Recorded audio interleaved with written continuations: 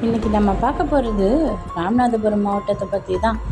இன்றைக்கி நம்ம கண்களுக்கு இது ஒரு அமைதியான மாவட்டமாக தெரிஞ்சாலும், இந்த மண் ஒரு காலத்தில் தென்னிந்தியாவின் மிக முக்கியமான கடல் வழி வர்த்தக மையங்களில் ஒன்றாக இருந்திருக்கு.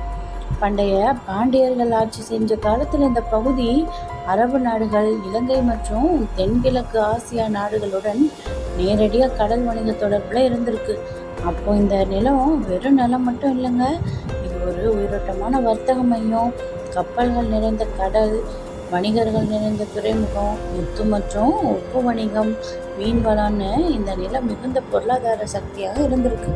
குறிப்பாக முத்து வணிகம் உலகளவில் பிற சக்தி பெற்றிருந்துச்சு. அந்த காலத்தில் ராமநாதபுரம் பகுதி ஒரு முக்கிய பேர்ஸ் ட்ரேட் ஹப் போல செயல்பட்டது. அதற்கு பிறகு இந்த வரலாற்றின் மிக முக்கியமான அத்தியாயம் தொடங்குச்சு. அதுதான் சேதுபதி கிங்ஸ் ஆட்சி காலம். இவர்கள் வெறும் அரசர்கள் அல்ல, கடல் பாதுகாப்பு, வர்த்தக கட்டுப்பாடு மற்றும் ஆன்மீக வழித்தட பாதுகாப்பு ஆகியவற்றை ஒரே நேரத்தில் நிர்வகித்த ஒரு வீர மன்னர் வரிசை. சேது என்றால் ராமர் பாலம் பகுதி என்பதால் அந்த புனித பாதையை பாதுகாக்கவே இவர்களுக்கு அதிகாரம் வழங்கப்பட்டுச்சு. அந்த காலத்தில் ராமேஸ்வரம் செல்லும் யாத்திரைகள் இந்த நில வழியாகத்தான் பயணம் செஞ்சுருக்காங்க. அவங்களோட பாதுகாப்பு, உணவு, வழிகாட்டுதல் எல்லாம் சேதுபதி மன்னர்களின் கட்டுப்பாட்டில் தான் இருந்திருக்கு.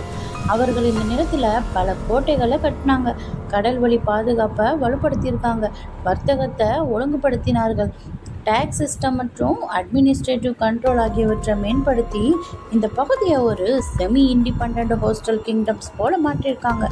அந்த காலத்தில் ராமநாதபுரம் ஒரு சாதாரண நகரம் இல்லை, அது ஒரு முக்கிய ஸ்டாட்டிக் பவர் சென்டராக இருந்திருக்கு. ஆனால் வரலாறு எப்போதும் ஒரே மாதிரி இருக்காது. காலப்போக்கில் இந்த நிலம் பல வெளிநாட்டு சக்திகளின் கவனத்தை ஈர்த்தது. முகலாயர் தாக்கம், நவாப் ஆட்சி மற்றும் அதன் பின்னர் ஆங்கிலேயர்களோட வருகை என பல அரசியல் மாற்றங்களும் இந்த பகுதியில் மாற்றப்பட்டுச்சு. ஒவ்வொரு சக்தியும் இந்த நிலத்தின் மீது தங்கள் கட்டுப்பாட்டை நிலைநாட்ட முயற்சித்தாங்க. அதில் சிலர் சேதுபதி மன்னர்கள் ஆங்கிலேயருக்கு எதிராக போராடினார்கள், சிலர் சூழ்நிலைக்கேற்ப சமரசம் செஞ்சாங்க. ஆனால் எந்த காலத்திலும் இந்த நிலத்தோட முக்கியத்துவம் குறையவே இல்லை. காரணம், இது ஒரு கோஸ்டல் ஸ்டாட்டிக் ஜோனாக இருந்தது தான். கடல் வழி வர்த்தகம், யாத்திரை பாதைகள், பாதுகாப்பு அமைப்பு, இவை அனைத்தும் தான் இந்த நிலத்தோடு தொடர்ந்து முக்கியமாக வச்சுருக்குதான். இன்றைய காலத்தில் ராமநாதபுரம் ஒரு அமைதியான மாவட்டமாக தெரிஞ்சாலும் அதன் உள்ள இன்னும் அந்த பழைய பேரரசின் சுவடுகள் இருக்குது.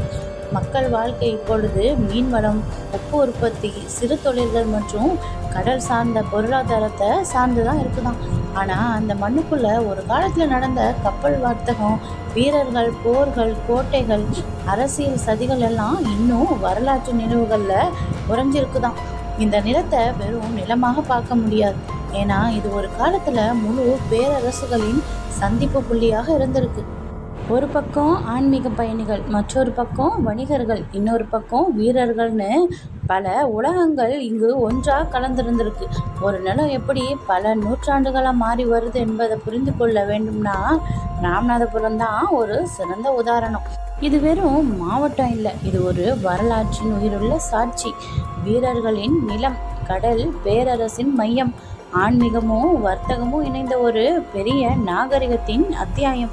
இது போன்ற இன்னும் பல உண்மை வரலாறு மற்றும் மர்ம கதைகளை பார்க்க என்னோட சேனலை மறந்துடாமல் லைக் பண்ணிவிட்டு சப்ஸ்கிரைப் பண்ணுங்கள். மீண்டும் அடுத்த வீடியோவில் சந்திப்போம்.